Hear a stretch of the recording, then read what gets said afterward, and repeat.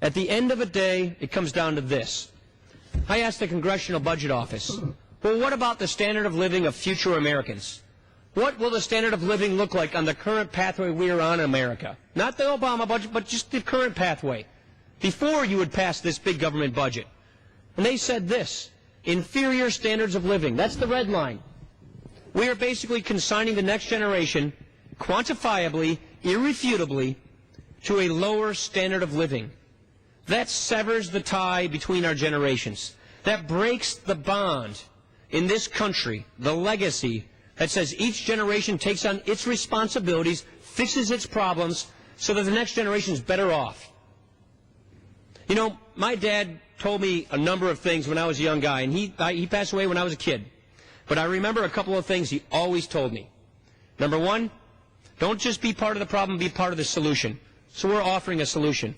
Number two, the great thing about this country is each generation makes it better off for the next, and you better do that when you're in my age.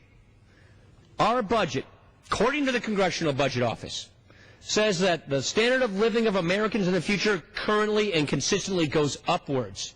We are putting in this budget people on the path for the prosperity so that we can leave the next generation better off. And we are offering an economic plan for right now to get jobs back in this economy. We are offering an economic plan that shows we're going to create more jobs. The answers all don't flow out of Washington. The answers come from individual Americans. That's the power of this country. That's the idea of this country. The nucleus of our country, of our society, of our economy, the genius of it are the American people themselves, not Washington bureaucrats, not the idea that we have to take more money and more power away from the people and spend it on their behalf and exercise it on their behalf. Unfortunately, that is the arrogant, paternalistic notion that is being brought to the floor here by the budget that the American people are being asked to swallow.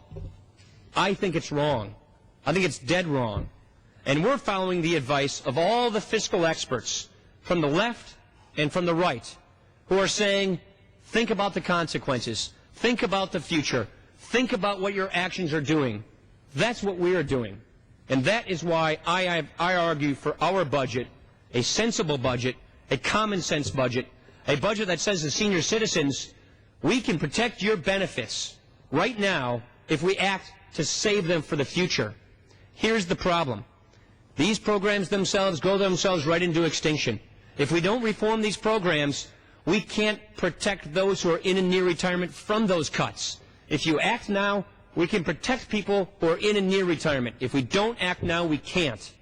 That's what's wrong about the politics of demagoguery, of taking on these challenges, and that is why we need to be grown-ups and adults and tackle these fiscal challenges before they tackle us. I reserve the balance of my time.